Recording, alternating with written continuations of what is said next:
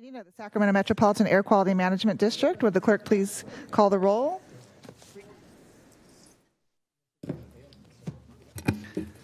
Chair Aquino, Here. Director Desmond, Here. Director Dickinson, Director Guerra, Here. Director Hume, Here. Director Kennedy, Vice Chair Maple, Here. Director Middleton, Here. Director Pratton, Here. Director Robles, Director Rodriguez, Director Sander, Director Cerna, Director Vang. We have quorum. Thank you. And if you'd all please rise and join me in the Pledge of Allegiance. Allegiance to the flag of the United States of America and to the republic for which it stands, one nation, under God, indivisible, with liberty and justice for all. All right. Would you please read the board clerk announcements? Members of the public are encouraged to observe the meeting in real time at metro14live.saccounty.gov, participate in person via Zoom video or teleconference line, and by submitting written comments to boardclerk@airquality.org. Comments will be delivered to the Board of Directors. Public comments regarding matters under the jurisdiction of the Board of Directors will be acknowledged by the chairperson, distributed to the Board of Directors, and included in the record. This meeting of the Sacramento Metropolitan Air Quality Management District is live and recorded with closed captioning. It is cablecast on Metro Cable Channel 14, the Local Government Affairs Channel on Comcast and Direct TV U-verse cable systems. Today's meetings will replay on Sunday, March 2nd, 2025 at 2 p.m. on Metro Cable Channel 14. Thank you. Call the first item, please. The first item on the agenda is a consent calendar, item 1 through 4. Any questions from the board? I don't have any requests to speak. Any public comment? Not at this time. All right. Then we'll entertain a motion. So moved. Second. We have a motion and a second. All those in favor, please say aye. Aye. Anyone opposed or abstaining? All right. Next item, please. The next item on the agenda is item number 5, special presentation, and I have Mark Lautzenheiser to begin this presentation. Good morning, Board. Good morning, Chair and members of the Board. My name is Mark Lautzenheiser. I'm the Director of Monitoring, Planning, and Rules. We're happy today to go ahead and invite some of our partner agencies and organizations that we're presenting on a project that the county helped sponsor on the Sacramento County's vehicle emission project results, and they're going to be sharing some of those highlights with you. Today in chambers, I know they were expecting one more presenter, but I understand they are stuck in traffic. But so in case she does arrive still, we will hopefully have Gail Brosnan joining us from Sacramento County Department of Public Health. Taking over her spot at the moment will be Richard Falcone with United Latinos. Sorry, I was glancing to see if they by chance had arrived in chambers. Following that will be Elizabeth Savin from Sac Breathe. And then the final part of the presentation will be by Professor Wayne Linklater with Sac State. And with that, I'd like to go ahead and invite our presenters to the podium to go ahead and share their information.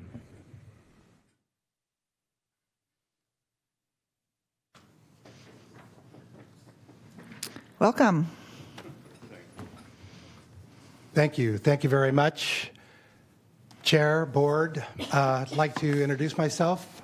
I am filling in for our wonderful partner and colleague representing the Department of Public Health, Gail Brosnan, who is stuck on the causeway, but hopefully going to get here very, very soon. But my name is Richard Falcone, and I'm here along with other colleagues and partners from Breathe and Sacramento State to bring to you some information about a project that was funded by the County of Sacramento that we call the Sacramento Vehicle Emissions Project. Next slide, please. So as your slide there shows, essentially this is a project that went on for about 2 years. Actually, it was about 2.5 years total in there, with the goals of really providing community-based air monitoring, education, health surveys, and just really focusing in the areas, as you see there in item 3, in the North Vineyard, Western Arden Arcade, North Sacramento, South Sacramento, and Gardenland Northgate. These were designated EJ areas when we first started the project. So again, the focus for what we were going to do, including the outreach for the communities to find out what we were doing and for them to become involved, were in those 5 areas. And we moved a little bit outside those areas too, where we found it appropriate.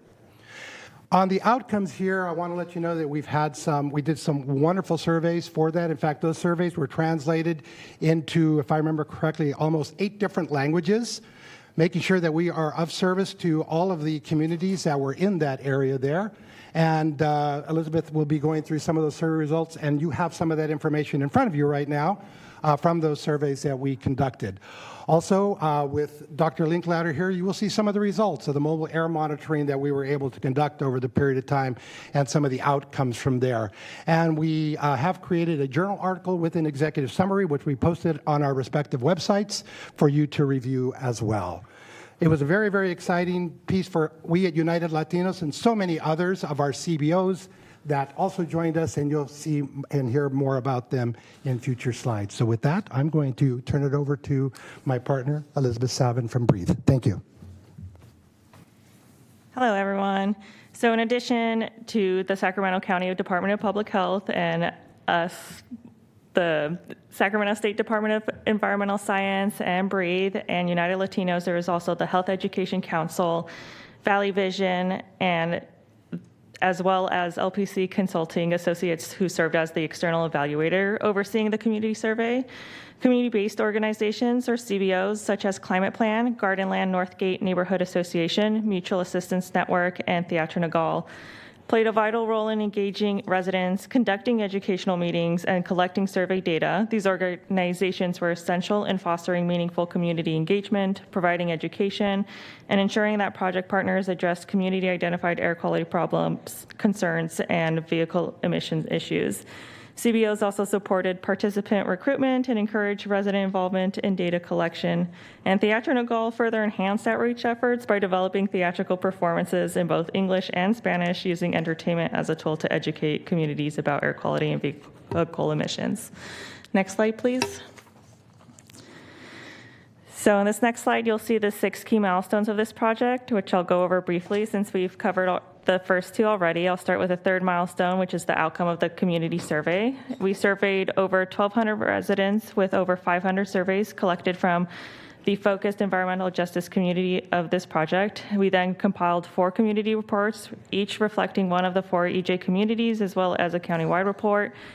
An extensive mobile air quality monitoring was conducted, focusing on the 4 priority communities, and in the 5th milestone, we then reported back to communities through various educational events and outreach activities while continuing to monitor air quality at different locations. At these events, we raffled off air quality friendly incentives, including air purifiers, Transit Connect cards, and gift cards for e-bikes to participants. Finally, in the 6th final stage, we evaluated community health and air quality data, and with the goal of publishing a report for community and government use, including a peer review publication. So in the next slide, you'll find the total number, next slide, please. You will find the total number of surveys collected along with the breakdown of responses from the 4 neighborhoods targeted in this project. Additionally, the slide includes a sample of survey question results. The data presented is at the countywide level. The overall countywide findings closely, though not exactly mirror those from each of the focused neighborhoods. And you can review conclusive results from the surveys in the handout that was given out to you. Some key takeaways from the self-reported surveys results include, first, Sacramento residents generally feel they only have a fair knowledge of air pollution. Building on that, approximately 50% of respondents express interest in learning more about air pollution or taking action in their community to reduce it. In addition, about 20% of Sacramento residents reported that someone in their household visited the emergency room in the past year for allergy or asthma symptoms. Finally, approximately 30% reported going to clinic or doctor's office for similar symptoms. These results highlight the real and ongoing health impacts of air pollution on Sacramento counties. They also show a strong interest from residents in becoming more engaged in addressing this issue. However, I would like to share 2 testimonials we received from participants in the community survey that provide a different perspective with these survey findings. 1, we know the air is bad, but what do you want us to do about it? We have to work. 2, we know the air is bad, but until you show us how it impacts us financially, we don't feel the need to take action. So this collaboration showcases the power of partnerships in tackling environmental and public health challenges, and by working together, we have built a strong foundation for community-driven solutions. And to support this claim, I'd like to share another anecdote from a participant who attended one of the community events and won an air purifier in the raffle. Quote, I have asthma, really bad asthma. I needed this so much, but the air purifiers are so expensive. I couldn't justify the expense. I'm so happy that I won one. This is going to be wonderful for me, and I will breathe better in my home. And now I'll hand it over to Dr. Rain Litter, who will discuss the process and the results of the air quality monitoring efforts. Thank you, Elizabeth. Good morning. We formed and trained teams of undergraduate students to use the distributed technology sensor and the toxic metal aerosol real-time analyzer to take 20 and 30-minute samples of air pollutants at hundreds of sites across Sacramento, particularly around the 5 environmental justice zones. You can see the distribution of sample sites in dots across the map on the right. It's important to note that we did not measure to air quality standards. Instead, our objective was to measure variation in air pollutants in order to identify areas that should receive greater attention in the future towards improved air quality for communities. Next slide, please. The graphics are frequency distribution showing the number of samples on the y-axis, the vertical axis, for 4 pollutants: black carbon in the top left, particulate matter 2.5 microns and under on the top right, nitrous oxides on the bottom, and carbon monoxide. The bars represent their commonness according to concentration in the air. So as you move to the right in the graphic, the concentration of that pollutant becomes higher. The dotted lines indicate levels described by state and national standards or historic concentrations. For example, for black carbon, there are no national or state standards, but we do know that from 1960 to 2010, levels exceeding 1 microgram per cubic metre of air were typical, and such levels are typical of heavily polluted cities. These days, fortunately, in Sacramento, levels of black carbon are generally reasonably low. The state and national standards are represented by those vertical dashed lines for nitrous oxide, PM2.5, and carbon monoxide. Some things to note about this graphic. Concentrations of black carbon exceeded 1 microgram per cubic metre of air in a small minority of samples, and exceeded 4 micrograms, a level typical of highly polluted cities, at only 3 sites. Secondly, carbon monoxide concentrations were also low. Third, 10-minute sampling of nitrous oxides and PM2.5, however, and especially nitrous oxides, routinely exceeded values defined by annual or 1-hour standards.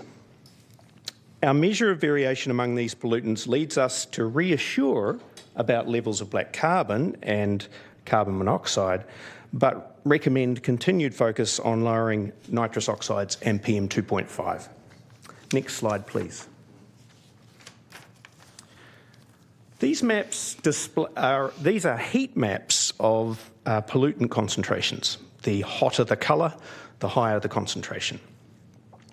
1 hour and 1 hour or 24-hour standard thresholds are indicated by the arrows. We found high levels of nitrous oxides and PM2.5 mostly in North Vineyard. In other EJ zones, their levels were comparatively and uniformly low. Next slide, please. As for concentrations of black carbon, there are currently no state or national standards for heavy metals in the air. Although it is already established that heavy metals are hazardous to soft tissue and therefore residents' respiratory and neural health. We discovered comparatively high levels of heavy metals in North Highlands and West Arden Arcade. This was exemplified by the metal chromium, shown on the left, and manganese, but also included magnesium, zinc and copper, all metals associated with both industrial sites and vehicle emissions. Next slide, please. Some summary. First, the air pollutants we measured were generally low, but concentrated in some areas, perhaps requiring finer scale attention in the future. Second, a future focus on PM2.5 and nitrous oxide appears to be warranted. And third, airborne metals are an emerging concern requiring greater investigation. Thank you. So with that, we want to thank you for allowing us the time to do this presentation. I do want to say that the Air Quality Management District has been great partners for us as well, helping to guide us and educate us as we continue through this project.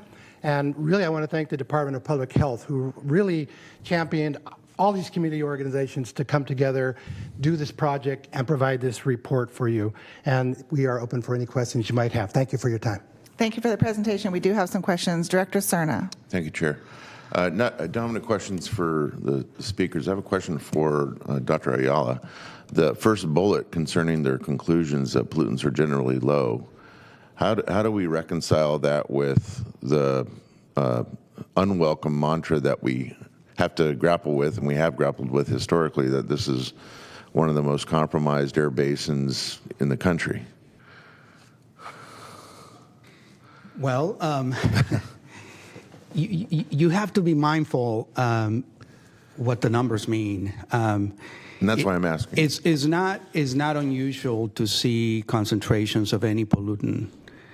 It's not unusual to see excursions of pollutants that go above these standards.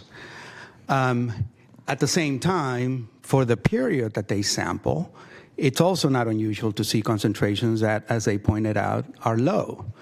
What you see in the reports that come from the American Lung Association is an examination of yearly data, long-term trends. So it's not episodic, it's not a mobile monitor looking at localized impacts. What they're looking at is the actual regulatory networks. So it's a little bit of an apples and oranges. I don't think it's internally inconsistent to say that we are still dealing with a lot of regional pollution in the area, and depending on the latest rating, we can be in the top 10, while at the same time, because of the local conditions when the sampling was done, you can have favorable conditions that lead to these lower emissions. So you kind of have to be, it's difficult to draw conclusions when you don't get into the weeds of some of this.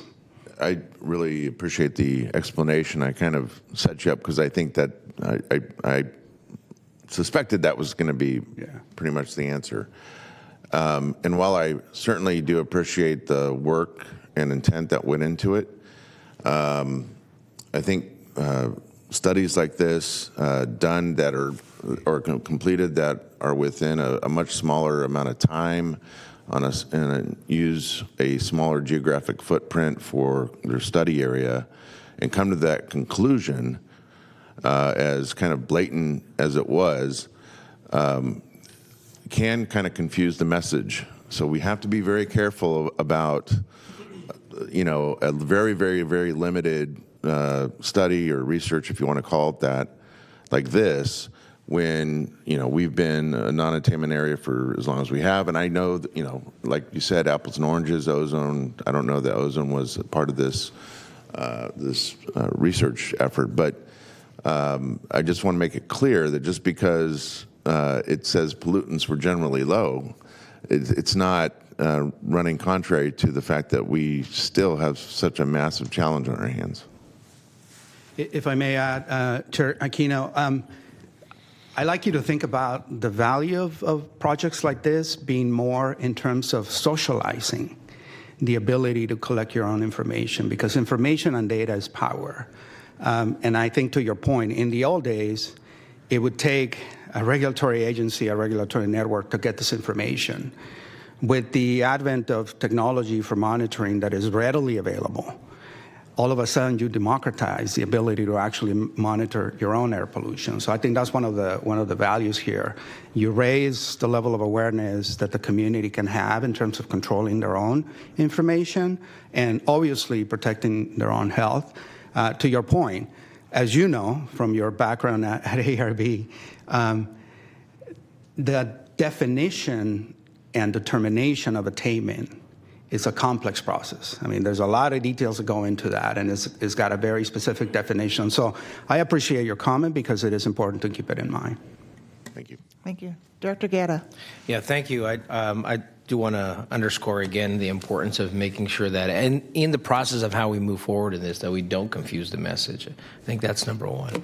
But I think to your point, why I punched up Dr. Ayala was the fact that this effort, and I do again, I want to give credit to both the city of Rancho Cordova and the city of Sacramento for early taking on that community monitoring efforts and to encouraging people to figure out how best to do that. And now United Latinos and the county have gone above and beyond in making sure we're engaging with that, to the point where when I've spoken to individual community members in the Northgate, Gardenland area, they're aware of community monitoring. And I would say that 5 years ago, you wouldn't even have had a conversation about the importance of air quality. The only other thing to add, which again, it's we hear this very often, but the NOx numbers there show continued again that it's mobile sources that are the biggest impact to us, and for those that have asthma, and as particularly as the summers have been getting hotter, we're getting longer weeks of hotter spells. That's going to be a much more difficult challenge for folks to breathe in those days.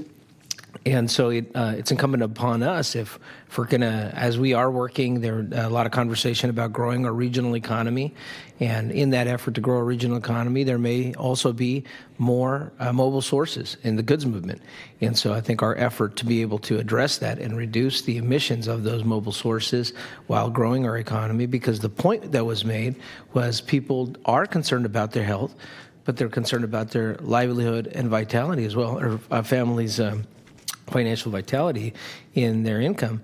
And so I think it's important for us here to be continuing to work with the public and the stakeholders to look at that transition that is going to grow our economy, but more importantly, ensure that those that don't have a choice, and none of us have a choice on what to breathe, can have that clean air. So thank you. And I think that those anecdotes, people are concerned about their air, their health. And it's what we do here that's important. All right. Oh, Director Dickinson. I'm just curious, in looking at what you have described as Gardenland, which really extends into North Sacramento, because it looks from your map you went as far east as Norwood, up and between Arden and 80. And you worked with GNNA, which is great, but was there any contact with neighborhood associations in North Sacramento, such as the Strawberry Manor Neighborhood Association, the Noralto Neighborhood Association, any of those in North Sacramento as part of the work you did? Anything on the monitoring side, Wayne, from that area? Sites were randomly chosen across the environmental justice zones as defined on the map. There was some sampling outside of those areas because sometimes the random sampling doesn't adhere to a boundary. So the data has some predictability in and around those areas, but not beyond. Well, let me back up then, this first step. I'm looking at the page that describes the results coming out of what's called Gardenland. Mm-hmm. And the map that's attached to that actually goes into North Sacramento, outside of what I would consider, and I think most people would consider, Gardenland. There's no problem with that. I'm just curious whether there was any contact with or working with other neighborhood associations besides GNNA in the work that was done. I can tell you that Mutual Assistance Network through the Health Education Council also was working in those areas as well. I can get more details as to where some of those contacts took place, if that would be helpful to you. Richard, I would be interested in, and having man involved does indicate connection to that area as well, because they certainly work there. But I'd be interested to know if there was any outreach to the other neighborhood associations. I think that might have been beneficial for the work you were doing, but maybe man did. So I can find out that detail for you and get back to you on that question. Okay, thanks. All right, Director Sander. Thank you. I unfortunately missed the beginning of this presentation, but I did want to, acknowledge the success we've had in Rancho Cordova, as referenced by my colleague, towards deploying purple air sensors around the community.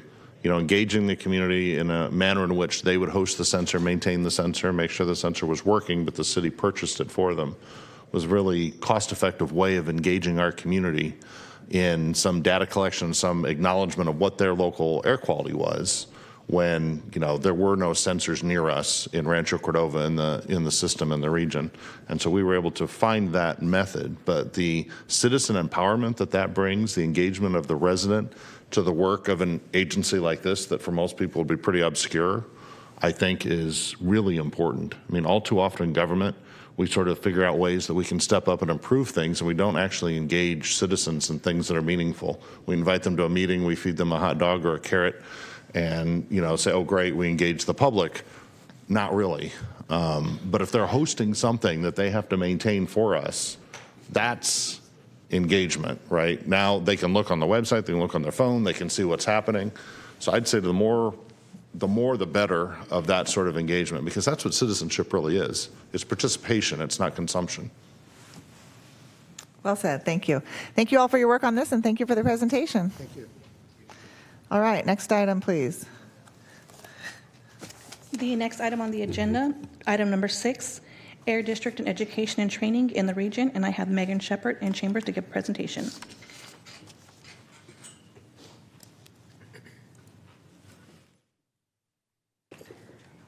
Good morning, Director Aquino, or Chair Aquino, and directors.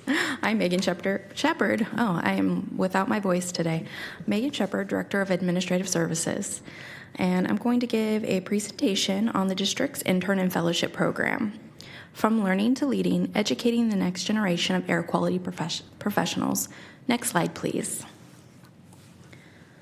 The Air District is a science-based public health organization dedicated to service and fostering a healthier community. Our commitment also extends beyond environmental stewardship. We actively contribute to the STEM educational system within our region. We collaborate with 5 student interns and 2 fellows annually. We invest $150,000 each year into this program.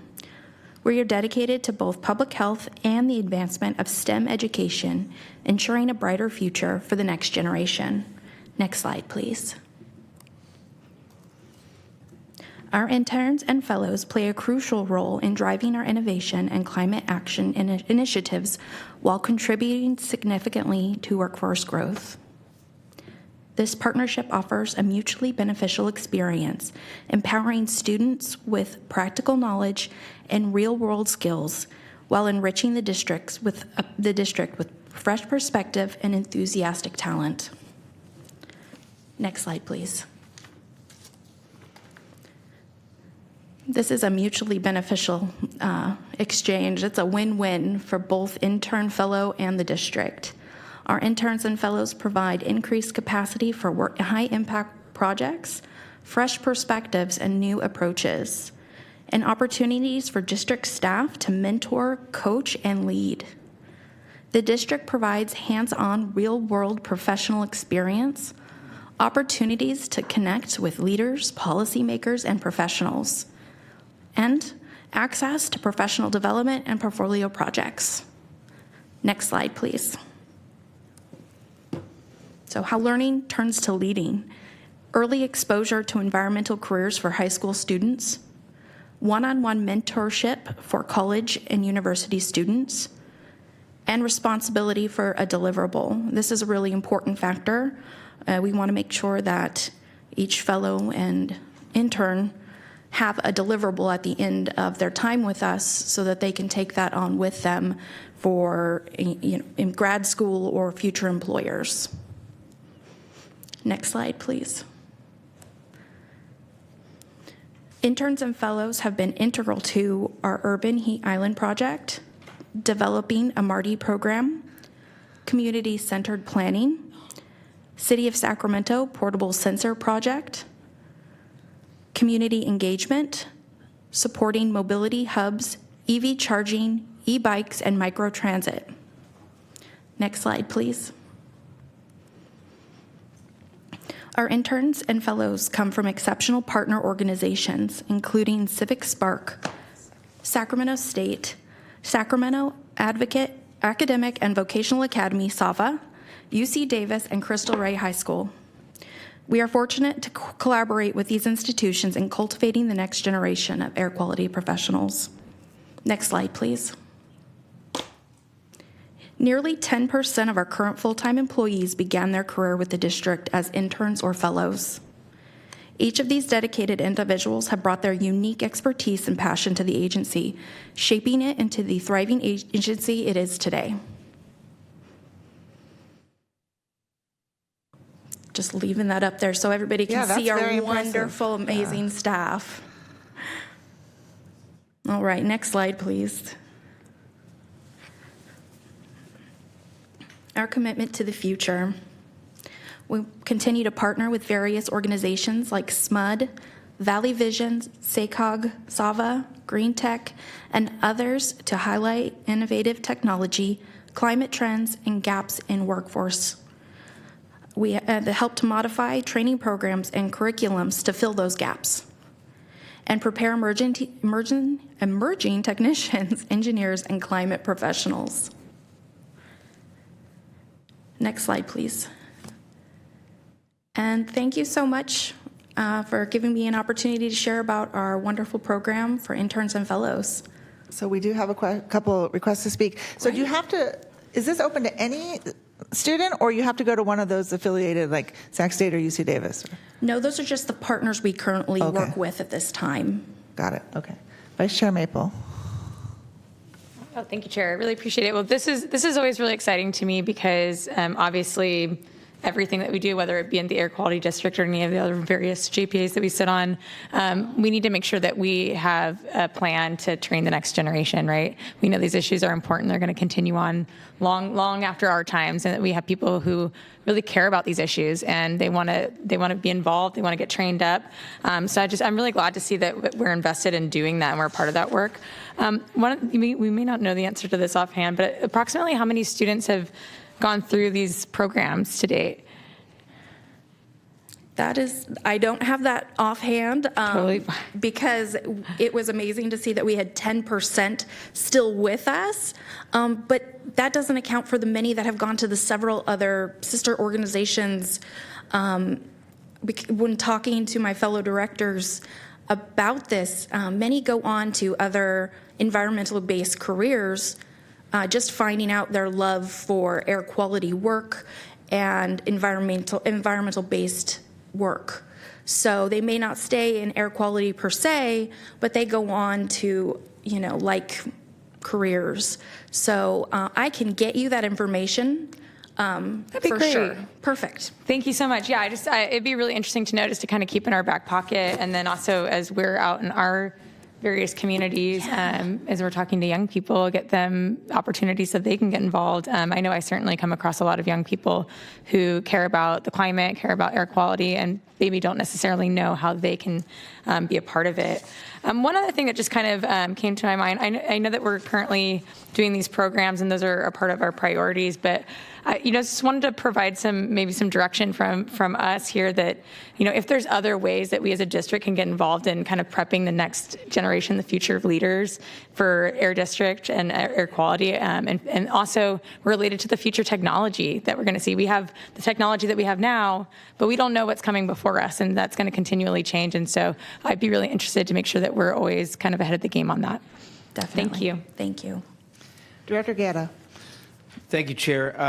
Correct me if I'm wrong, Dr. Ayala, but some of this fellowship program got started with the air quality money that the city put together to do that education fellowship. Is that correct? That is indeed one of our success stories because of the project from the city of Sacramento. We actually identify a graduate student from UC Davis who is now our employee, and soon you'll hear from her in a future presentation. So again, that's just one example of connecting the dots. Well, thank you. And I think that goes when we go for grant applications or when we're looking at funding some of these projects, that we look at the component of the project, including that applied internship programs. It's almost our air quality apprenticeship program. So I would say, and so the more we can continue to do that, I think we're going to help us with our workforce challenges, because we know there is also a shortage in scientists and engineers who want to come here. So. If I may, Chair, I want to put a finer point for all of you on this. We wanted to give you a sense of just the breadth and the depth of this very limited program we have. It's a very modest program because our resources are limited, obviously. So we're trying to do everything we can in the traditional sense of making our science and our STEM work available for students. The real opportunity for us as we consider the clean energy transition is going beyond that and actually identifying, as Director Guerra said, what are the actual training opportunities that we can generate so that young people today are prepared for the jobs of tomorrow that are going to be very different than the jobs that we train for. I'm talking about EV maintenance and clean technology and all the things that we bring you here because of the air quality and low carbon benefit. Embedded in that, there's an opportunity to train people for careers in the future. And across the spectrum of everything that we work on for air quality and low carbon projects, everyone is tackling that question is, how do we structure programs that will give us the objective of reducing air pollution and carbon pollution, but also begin to have the co-benefit of training people, not just so that they can do well in school, but they can actually make a living in a future job in technology areas that are just emerging now. That's a challenge for us because, again, as an air quality agency, we haven't traditionally played that role, but I know across the state and the country, everyone is tackling that challenge, and clearly we believe that there are opportunities. All right. Vice Chair Maple. Thank you. Just a quick follow-up question. Thank you for that information. Are there specific programs or training programs that you can identify that you think it would be good for us to maybe get engaged with on that front? So I'll give you an example of one of our proudest projects. You've heard us talk about the electric mobility hub in Del Paso area and Director Dickinson's area. We partner with Green Tech, and Green Tech as a partner, their main job essentially is as a training program for young adults.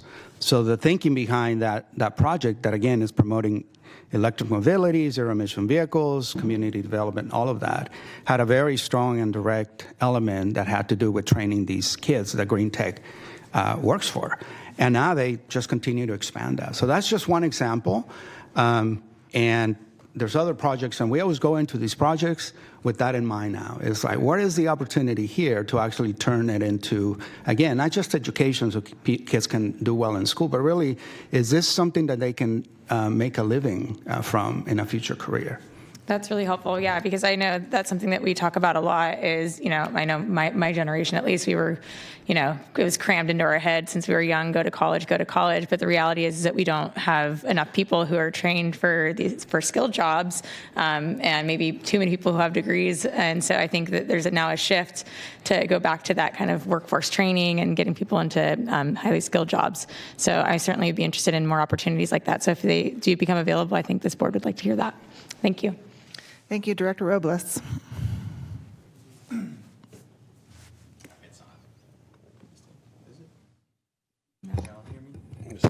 Different mic, sorry about that. Thank you for the presentation and thank you for letting us know. I would definitely like to be if we can explore on something like this, on how we can partner even with other education systems and try to figure out, and if we can see some grant money on this. I wholeheartedly agree that this is something that we should probably look forward into the future. You don't always have to necessarily do the traditional path, but if we can get you locked in and kind of going that way. Is there any other air quality areas within California that's also doing something like this and that has invested in the younger generation? There are, and I'm going to be very general in this so I'm just going to point to an effort that was pretty relevant in the region, the California Jobs First. It used to be called something else, and basically in our region, actually, Valley Vision was the secretariat for that.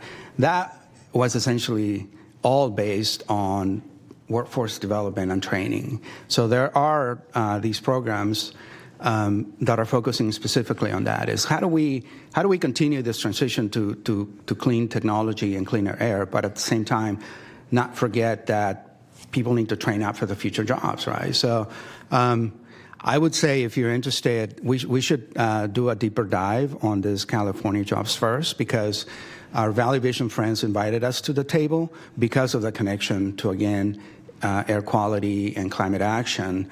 And now that the project, the process that is statewide is completed, I think there's probably some relevant information that we could bring to this board. Megan, I assume there's some sort of annual call for applications for this program. Is that something that you could share with us so we can share with our constituents? Well, for my division, when we're looking for an intern, we've hired an HR intern, and we work with Cristo Ray for an information technology intern. We work with those institutions. We've reached out to UC Davis and Sac State and looked for those particular interns for human resources. I would turn to Jaime Lemos and my fellow directors here for what they do when they're seeking interns and fellows. Jaime? Great, thanks. Good morning, Chair and members of the board. Jaime Lemos, Director of Transportation and Climate Change. This is a great discussion. And yes, there are many times throughout the year that we do have a call out for interns, depending on academic school calendars and just different programming like Cristo Rey and maybe Saba when they're beginning of their semesters and the beginning of their year. But one of the things I also wanted to mention is our executive director mentioned, the California Jobs First effort. And we also mentioned the gaps in workforce development. And so we are not alone in this. We work with all of our partner agencies, SMUD, SACRT, Valley Vision, SACOG, to identify the emerging technologies, but also the emerging trends and the gaps in workforce development. As an example, when we were deploying electric vehicle charging stations, one of the gaps that we discovered really quick was the lack of electricians. And so we are currently now working with SMUD to try to develop a stronger, more robust electrician's apprenticeship program. And then in turn, SMUD is working with IBEW and many of the other electrical trade unions. So the program goes even beyond just the interns and the fellows, but really trying to enhance our workforce development and really trying to educate young graduates, young high school students about all of the emerging opportunities within the climate sector and the innovative technology sector. Okay, thank you very much. Good info. Chair? Yep. We're happy to share once we have those opportunities available with you and the fellow directors so that you guys have that opportunity to share with your district, your constituents, so that everyone has that opportunity. Okay, great. Thank you. Thank you. All right, next item, please. The next item on the agenda, item number 7, emerging opportunities for agricultural biomass utilization in Northern California. And I have Amy Roberts in chambers to give a presentation. Good morning. Good morning, Chair Aquino. Good morning, Board of Directors. Happy to be here and share some additional information with you on the emerging opportunities that we have for utilizing agricultural biomass.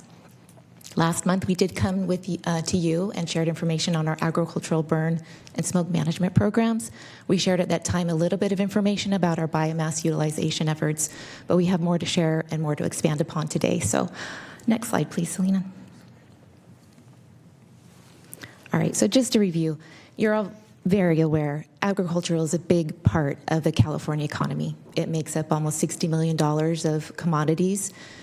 Here in the northern Sacramento Valley region, there's about 10% of that region that contribute to that overall economic growth. So it is a very important part of what California does. What comes with that, obviously, are the waste products. Those that are not sold, the traditional way is to burn them. What we're looking to do is to transition away from that kind of traditional use where we have air pollutants. We've got black carbon, particulate matter, and other criteria pollutants that come with burning of ag waste. So the San Joaquin Valley, through legislation that was passed a couple of decades ago, went through this transition of trying to find alternatives to agricultural burning. They had a huge infusion of state funding to try and find alternatives. It came down to pretty much chipping, mulching, composting, and it came with a cost. It was not cost effective generally for farmers without incentives from the state. So there's still work to be done, but we want to be part of that. There's not an official ag burn here in Sacramento Valley. We don't have that as an imminent, but we see it as a likely scenario for us as well. But regardless of an official ban or not, it's just a good idea for us to think of other opportunities and alternatives to burning. Next slide, please. So I want to highlight really quickly and underscore, I used ag waste, right? That's the traditional way that you think about what is not sold to market. It's a waste product. You burn it, you clean it up, you're ready to go. But I want to transition and really try and change that mindset. What we're trying to do is change everybody to think of those waste products not as waste, but as a resource, right? Think of you pile up a pile of cash and you light it on fire. That's not really what makes good sense. That's what all of the orchard pullouts, all of that agricultural waste that's sitting out there, it's ready to burn. But we look at that as a resource. That's something that can be converted into something that is of value. It's a fuel, it can be energy, it can be biochar, it can be incorporated into something else, fuels blended into other products. This is something that we see great value in. If you look at the map that's on this slide, it's small, but if you just narrow in on that brown-orange area, that's the Northern Sacramento Valley Air Basin. That's us. Those are our partners at the Basin-Wide Control Council. Those regions have thousands, millions of tons annually. This is a renewable resource. It's ready to be used, not burned. So what we think is of high value for this board and for all of the boards up and down the state is to consider these formerly waste products as resources. Next slide, please. So I'll go in a little bit more in depth on the benefits. There's so many co-benefits. This is really a waste not want not principle in action if you think about it. This is not conventional biomass energy. This is, as Dr. Ayala has coined, biomass energy 2.0. This is the new way to look at this. This is improving air quality. It's reducing climate pollutants, super pollutants like black carbon. Right? These are the things that we want to reduce. With biomass energy, you can get a decrease in criteria pollutants like particulate matter, 99% reduction from pile burning to using that in an alternative way. NOx pollution, which we were just talking about, NOx pollution can be reduced 40 to 70% when you change that from pile burn to something else. So there are tremendous air quality and climate benefits from looking at biomass as a resource. It also can contribute to reducing wildfire risk. This is a huge topic for the state. This has been an ongoing issue for years now, and we're all trying to find solutions. Prescribed burning is something that is part of the plan. Thinning of forests is part of the plan. But if we can take some of that either thinned down woody debris that's left in a forest and bring it to market, it's all for the better, right? It's not sitting there creating more methane pollutants. It is something that we can actually use for better.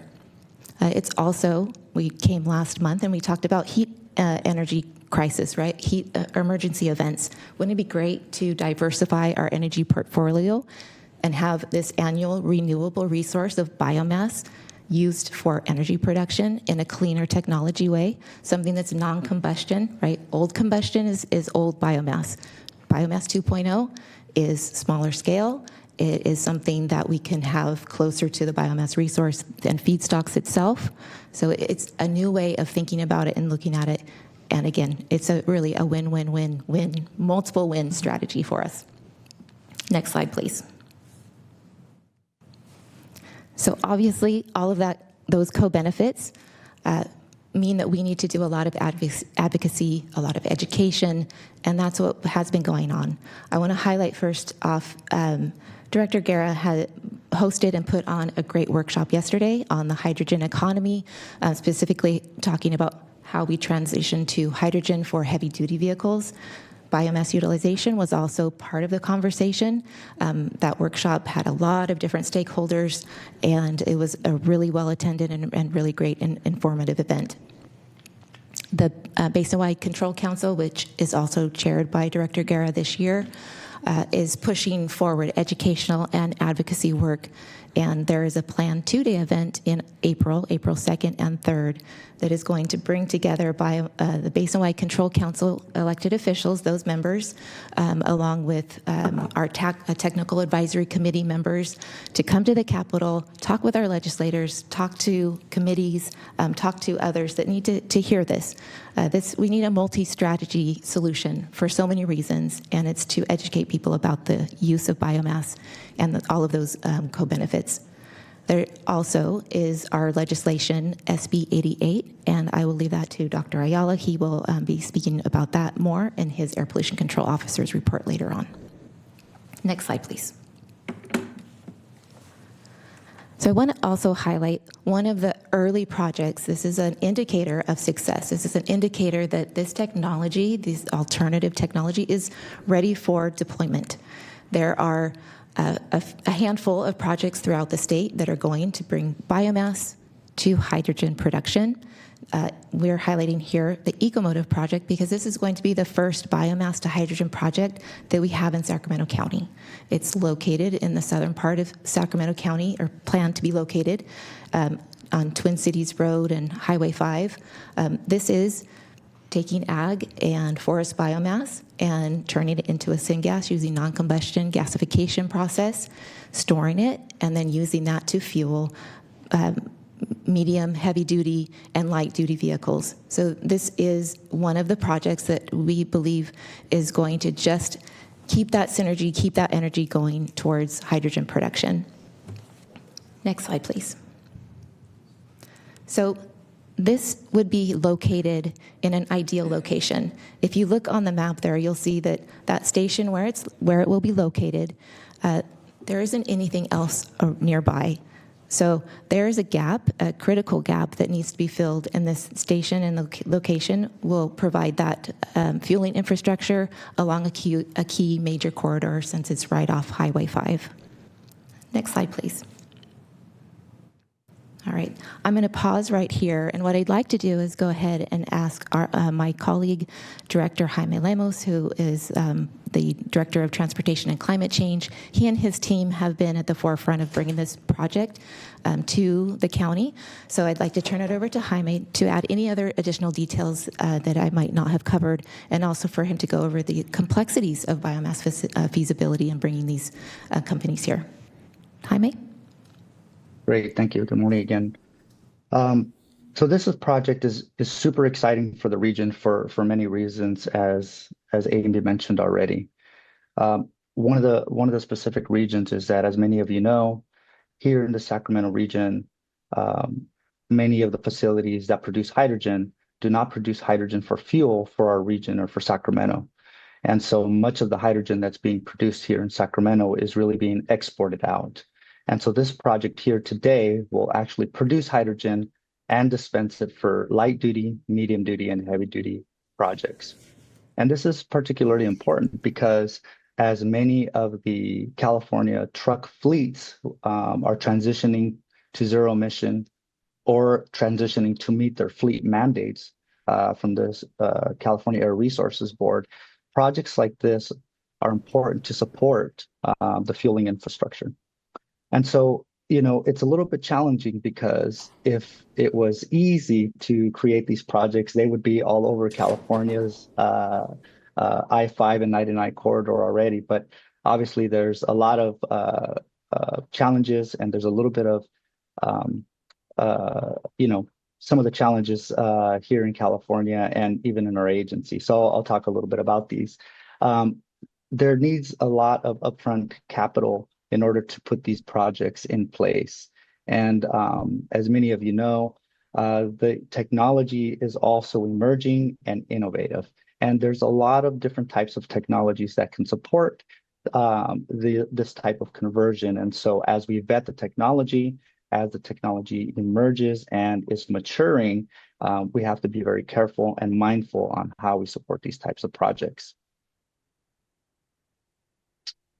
The logistics is a challenge, specifically for the biomass feedstock. Where do we locate and site these type of facilities? Do we site them up in the mountains where the woody biomass is and then transport the fuel down into the valley?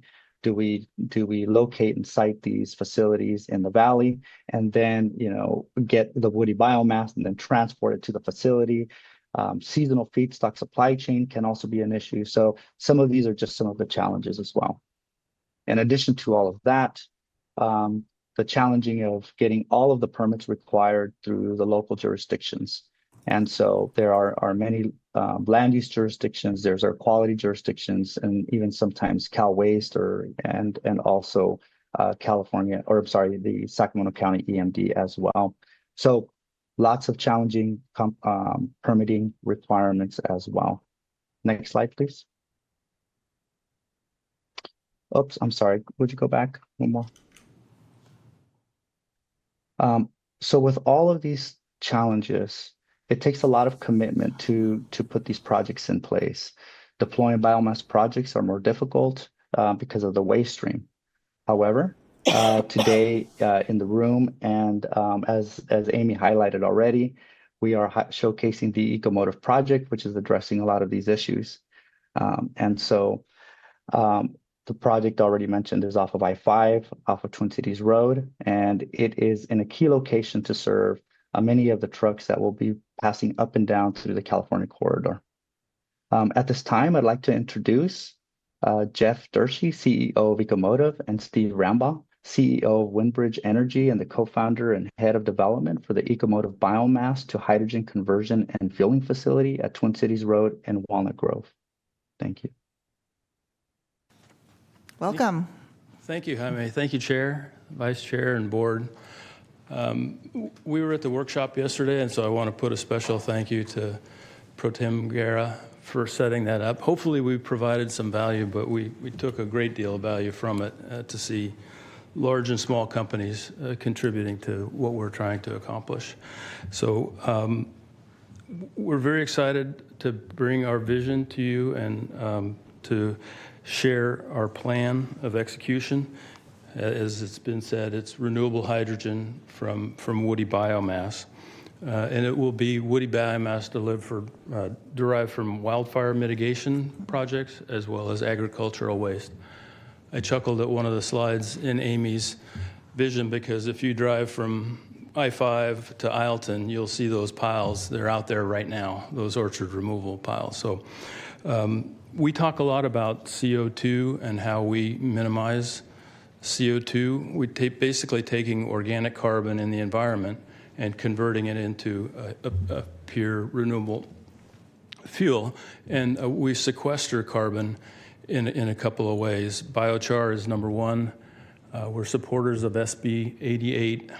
We also use biochar in the process because it's catalytic. And when we convert biomass into a syngas, that biochar purifies and breaks down those hydrocarbon chains. So we talk more about CO2 emissions than particulate or black carbon or those types of emissions because we capture those. We capture those in the biochar, which is a field application or other utilization.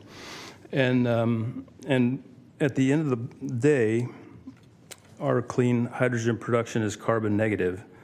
About 15 to 20% of the biomass waste is captured in that biocarbon. And as you know, we're converting that carbon into renewable fuels as opposed to the fossil fuels, which are coming out of years of carbon sequestration.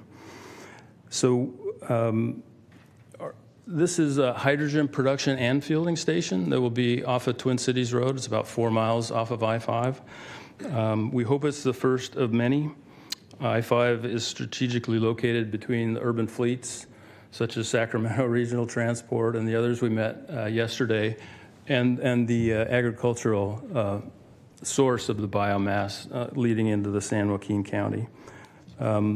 This first system will sequester more than 10,000 tons of CO2 per year in the form of biochar. And in a phase 2, we're going to start small, 500 kilograms per day of hydrogen production. Full filling, so you can drive up your Toyota Mirai or your Class 8 vehicle and fill it up. We also have hydrogen tanker filling capability that will be a part of it. In that second phase, where we go from 500 to 5,000 tons, we'll do CO2 sequestration out of the hydrogen purification, which will massively reduce the CO2 production to be about 25. So we make power to run our process in our own microgrid. So there are emissions from that, and about 25% of what would come from open pile burning. So I think it's important to note that we're trying to solve problems and take the problem, be located close to where the problem is, and create the fuel close to where the fuel is needed. So we minimize truck trips, we minimize the horror from wildfire. Fuel breaks, shade breaks, those types of things don't have commercial wood. We can put them in this process and make a commercial thing while increasing safety. And I'll just finish by saying that this would be on the order of 20 to 25 tons of that biomass waste on an annual basis. Now, I would say that we're here about a potential a grant that I think is ahead of you, and I'm not really sophisticated in all this in terms of additionality and ESG goals and those types of things, but the funding that we're here to talk about today is critically important. This will be the first of many.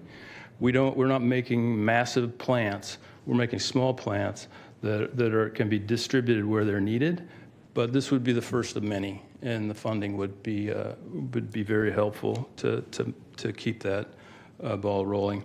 I'm also supposed to say that we create high-paying jobs. This will be dozens of jobs in this region of Walnut Grove, and between Galt and Isleton, as your territory is, and so we use those tradespeople and engineering technicians. So they're high quality and high-paying jobs.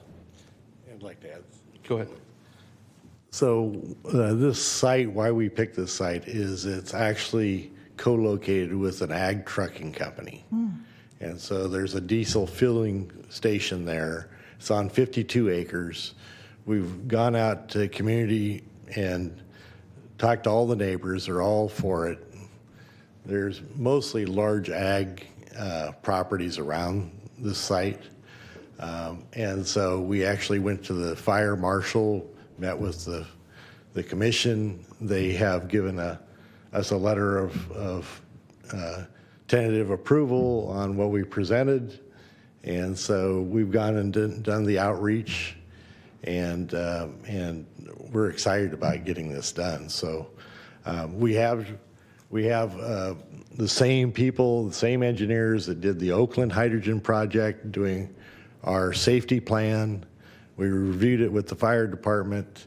The whole design is going to be reviewed by the Pacific Northwest National Lab that is experts in hydrogen and the whole production. So we have a pretty good plan moving forward, and that's it. Thanks. Thanks for your time. We're here for any questions if there are. Thank you for being here. Thank you. That concludes our presentation, and thank you very much for your comments. Thank you. Director Dickinson has some questions. I do. Thanks for the presentation. Historically, of course, ag burning has been a major challenge from an air quality standpoint across the region. And when I first looked at the slides and thought about this, I made the assumption that some of the material would be coming from rice stock that has to be addressed over the non-growing season, and a lot of that's out of Yolo County. It's out of the northern part of Sacramento County. But listening to you, it sounds like you're focused on the biomass or waste that's coming out of South Sacramento County. So, can you just speak to that a little bit? Yeah, so our primary contract is with a timber harvester that works, they work from Paradise all through the Sierra and Mendocino National Forest. So forest fuels reduction activities in those regions, as well as ag, orchard removal and ag products coming up from North San Joaquin County. So to speak to rice hulls, we've tested rice hulls. Typically, those are concentrated as opposed to the stalks that are in the field. They typically are left there and either burned or soaked until they degrade for the next season. We've left that to a group called West Biofuels. They have a working project. I'm blanking on where it is specifically, but they're converting rice hulls. Williams rice hulls into syngas. Their product is electricity, not hydrogen, but it's the same process. So, so that's available. It's doable, and like I said, this is one project, and 20,000 tons of biomass is a drop in the bucket to what really needs to be addressed. So, it's a viable source. The biochar from that is not that great, and so we look at the full cycle of product, and so the biochar that comes from what we're doing is extremely helpful for, filtering water, air, that type of thing. So there's other benefits other than, and then burning, we don't burn the actual material like some do. We actually heat it up and create this what they call syngas from a heating process and not a burning. So there's no oxygen being used, so we don't get any NOx out of the system. So if you saw the slide earlier about NOx, we don't generate that with our system. Mm-hmm. So I appreciate the elaboration. And that leaves a question for me to the extent to which this project, which seems like a great effort, really addresses ag burning in Sacramento County. Well, it does, because it allows us to demonstrate a potential technology pathway to utilization of the biomass. Okay, so you're not looking at it in the first instance as so much addressing ag burning, but as illustrative of what could be done in the future with additional locations, processing, and the like. It addresses the burning to the extent that the material that they are utilizing would otherwise have to be burned to be managed. But it sounded like it's coming, not to a certain extent, coming from San Joaquin County, coming from maybe foothill areas, not so much Sacramento County. Specifically, the orchard removals that you saw in the pictures there is a source of biomass. And the alternative for that is to chip it and send it to the landfill or send it to the cogen or to burn it in place. So we're definitely Sacramento County. That definitely is Sacramento County. When I said San Joaquin County, I'm just saying that's the extent of where we would. Well, that's what I was trying to get a feel for, how much of the material is actually from Sacramento County for your project. That's really what I was trying to get a sense of. Yeah, and I would say 50% to a majority of it, but it is a logistics problem. That is harder than making hydrogen, if you can believe it, is keeping a full annual recurring supply of biomass. So we're so grateful for the support we've had from the Air Quality District.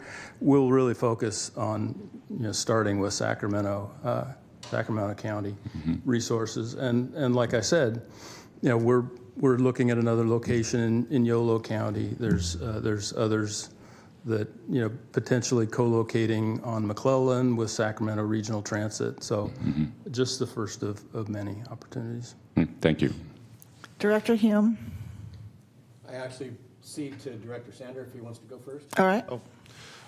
Yeah, I'm kind of the new guy, so sometimes I ask dumb questions. But Roger sort of covered the first part. I was curious about rice. I'm not quite sure how that would produce biochar, so thank you for that answer. I'm assuming it's pears and almonds? Is that where our wood sources are from? Walnut And walnuts trees, as yeah. well? Mhm. Yeah, I'm not sure the cycle and what percent those play in terms of the input, but that'd be interesting to know at some point what fuels we're talking about. But my real question is economics. You know, from a farmer's perspective or from a grocery buyer's perspective, a match is a really cheap thing, right? Like that pile, that is cheap. I heard staff refer to it as an asset in the field, the pile. It certainly is. But the question I've got for you is how close to being economic, like producing a product that you can sell at a price high enough that it pays for the logistics and the processing? How close to that are we? Right. So we're a for-profit enterprise, and so we're very concerned with that and very focused on it. And I began this company and partnered with Steve on this initially to create value for the forestry work that needs to be done in the Mendocino National Forest, to protect places like Paradise and things like that. And so we focused on that value stream. How do we create an economic incentive for that? If those orchard folks, typically they're paying for the removal price, and they're trying to push the biomass problem onto their vendor. That vendor would have to pay $50 to $100 if they took it to one of the county landfills to remove it. We'll take that and we'll pay the trucker to bring it to us at no cost to them. So it's an economic incentive out of the gate for the ag producer. Are they already not allowed to burn? I can't speak to that. And in some counties, they're not allowed to burn. I can't specifically say Sacramento. Per se. Now that's just the orchard removal we're talking about. There's also when you manufacture walnuts, you take the shell off, and that's a biomass source. The almond hulls are not; they're an ag feed, but the almond shells are, and we mentioned rice hulls already. So yeah, there's an economic upside for the waste producer, if you will. And just to be clear, Dr. Sander, ag burning is allowed in our county and to the north. The only area in the state that is under our current ban is the San Joaquin Valley, and they started this year. So a farmer has the option of the match versus paying someone to haul it away. They have the option of the match, and we're very proud of the smoke management program that we run, along with our 9 Air District partners in 11 counties to the north. But again, this is about us getting in front of a potential ban in the future and finding alternatives like what Ecomotive is showing it can be done. And obviously there are costs to burning, right? We're releasing carbon that will ultimately have a cost to society. Well, I was going to say, you as a toxicologist, right, the cheap match leads to a lot of toxics. There are that always not, consequences to right. the action. So, I'm just trying to figure out how close to being economic is this? Is it constantly going to require big government subsidy? Because we can't do that. But for a while we can, to get an industry started. It's fine. It's a for-profit. We're economically we'll be economically viable on the price of hydrogen and the subsidies that are available. And I just wanted to share an anecdote from the workshop yesterday. I think it was Senator Aguilar Curry who told the story. Was it her? Yeah, her brother's farm. Her brother. So they were burning some of these piles, and they could only, there's limitations. You can only burn certain times of the day or the year.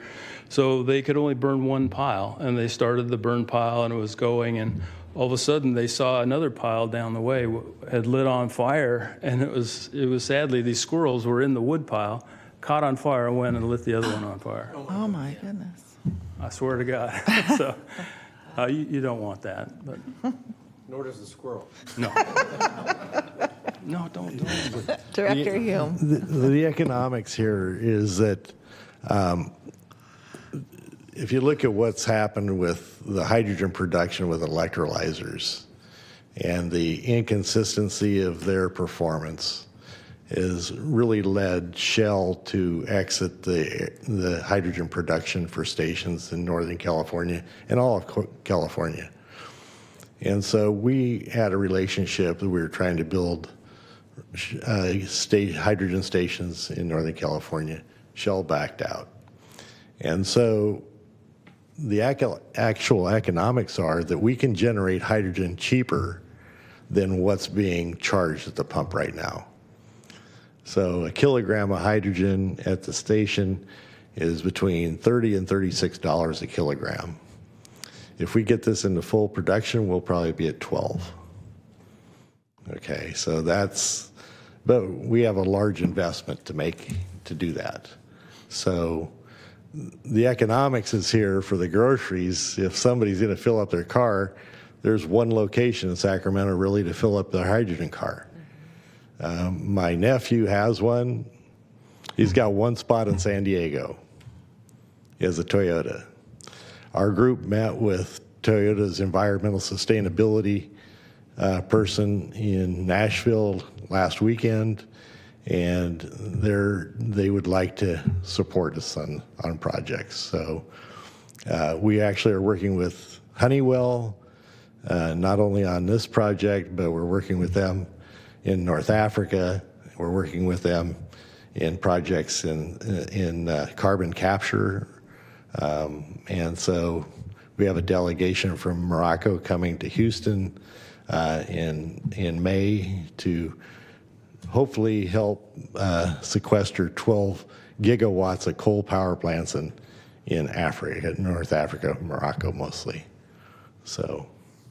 All right, last question we have from Director Hume. Thank you, Chair.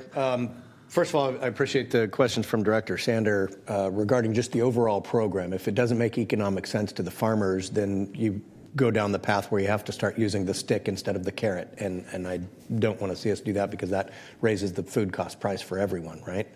And so I'm glad to hear that it's a cost neutral, may not be as efficient as a match, but it's cost neutral to them should they choose this path. And the match is not readily available. It has to have a burn permit, has to happen on a burn day. There's logistics involved in it. So if it's easier to just call up somebody to haul it away and be done, that might be an economic incentive. And I assume that the same holds true if you're sourcing from timber, as far as biomass within our forests, that obviously it has to make economic sense to you, and it has to make economic sense for what would otherwise just be left laying around. This first came on my radar when we were looking into how to process our green waste stream, and there were companies vying essentially to process via either aerobic or anaerobic processing to turn what was a waste product into several different byproduct streams, syngas and hydrogen and biochar. And so what is the technology that you would be using to convert this biomass into hydrogen? Sure. Thanks for that question. The technology is a hybrid of pyrolysis and gasification. So we like dry, brittle stuff. We don't want waste food, meats, those types of things. That goes into typically a digestate type of process. So, but from shells to wood chips, and in that sort of vein. And our system is a non-combustion system, so it's an enclosed. You basically feed biomass into an enclosed container that's airlocked. So we inhibit oxygen, which inhibits nitrogen, which is Steve's comment about NOx. And then we heat that material at a high temperature. From 600 degrees Celsius would be the minimum, up to 900, 950 degrees Celsius. And in that process, you break down that woody material into biochar and a syngas. And we actually use the biochar to filter and further improve the hydrogen value of that gas. So that gas is basically a hydrocarbon.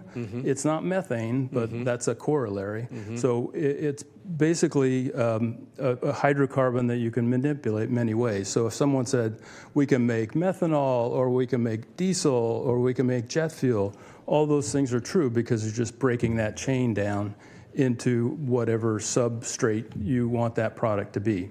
But it's either a vaporous gas or a liquid gas in our model.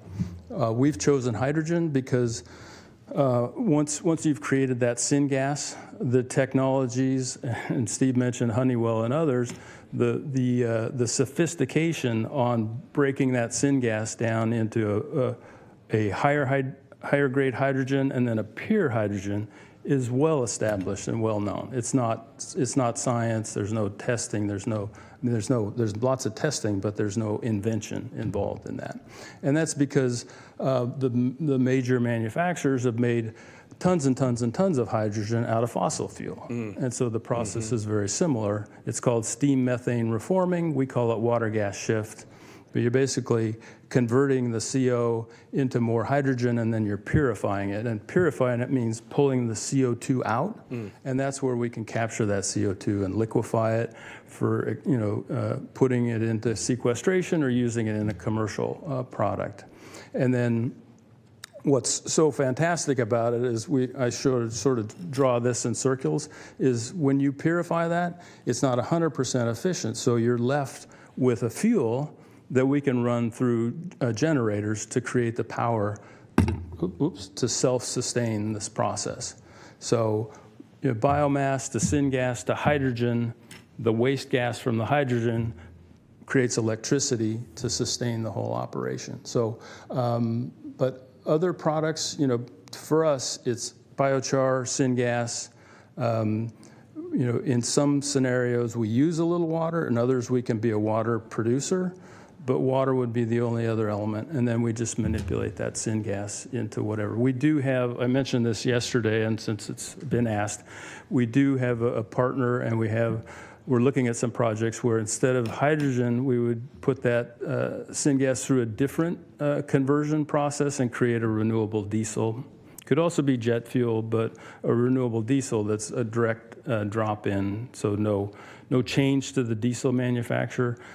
To us, that's, it's a lot easier than saying, is Shell going to, bring its stations back or not? We know the diesel is needed, so it's kind of a hedge in a sense, but it's a temporary hedge in that it's not a zero emission fuel. So. Sure.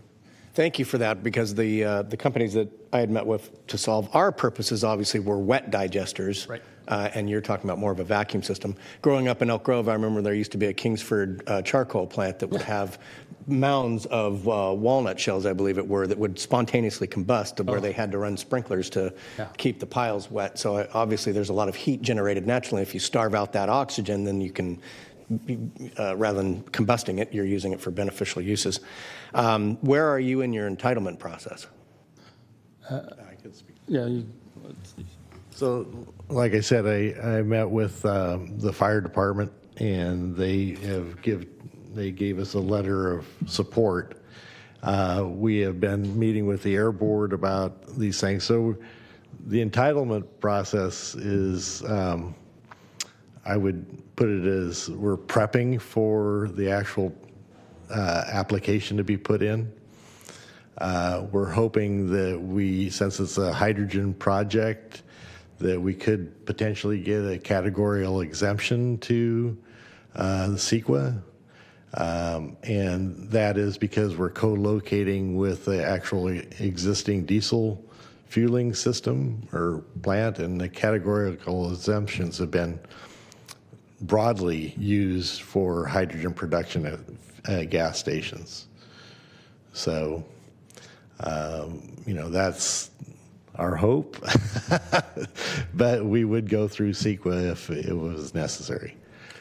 So it sounds like you're at the front end of navigating the labyrinth. If you can track them down, it might behoove you to reach out to the supervisor that represents that area. So we wanted to make sure we had the neighbors on board and the fire department and that type of thing. So we've got that done. We've been talking to the different water board and that type of thing too, we're going to prep them on what our plan is there. And so we'd love to talk to you about it. Very good. Thank you. Director Guerra also has a question or comment. I was just going to say, I think this is we're not the only ones having this conversation. The 9 northern 11 counties and their respective air districts have been part of this conversation because the majority of their representatives to the Burn Control Council are all farmers, and many of them are nut farmers, and so they see, what has happened in San Joaquin, where the no burn situation has come in, and really disrupted their ability, and it has not been successful. The alternatives have not been successful, and so this is one where the 9 northern air districts and 11 counties and air pollution control officers, with their respective elected officials who are farmers, have said, how do we control our own destiny and begin to plan for the future? What does this mean for Sacramento? We still have a significant amount of agriculture, but most importantly for this board is that Amy, if you could go back to the slide that shows our air base in there, we are the recipients of every county smoke coming down to Sacramento, and it settles nicely right here in our area. So from Shasta, Colusa, Sutter, and even Yolo Solano moves in this way. From a public health standpoint, for us, it's not only in our best interest to be able to get ahead of this on the technology side, because we do have an enormous amount of manufacturing, an enormous amount of technology. We produce large amounts of hydrogen already in the Sacramento region, and to be able to be the leader in Northern California on hydrogen, and not Stockton or the Port of Stockton, but to do it for the sake of, we know that every year, once the trees are done and producing fruit, and we've got to prune them, all that smoke from Shasta County, if you look at the map, comes and settles right down here in Sacramento, and it accumulates here. So for the public health reason and also the economic reasons, it's there. We have 29 RT buses that will need also hydrogen, and I think we should probably produce it locally, in my opinion here. We did have an amazing presentation yesterday. We will collect all that information and send it out to this board about how the different sectors, this is just one particular sector on hydrogen for the future. So with that, I'm encouraged by this. And I also want to thank Amy Roberts here, because she has been engaged with all of our partners in the northern air districts in educating legislators about the public health need and how we can control our own destiny, because it's not if ag burning will, some ban will come. It's about when it will come. And we want to make sure that we're ahead of that and have viable financial opportunities that are beneficial to our ag industry that produces food at a lower cost, but at the same time make sure that public health is at the forefront. Thank you. Thank you for being here. Selena, did you say we have other public comment on this, or that was it? Okay. Thank you. Thank you, Amy. Thank you. All right. That takes us to the Air Pollution Control Officer's report. I appreciate the engagement, and if you are okay, I'd be happy to defer my points to the next meeting, given the timing, but sure. Your call. That's fine. I think that's fine. Okay. Board ideas, comments, and 1234 reports. Anyone? All right. And do we have any public comment? Okay. Then we will adjourn at 10:30. Thank you, everyone. Good job.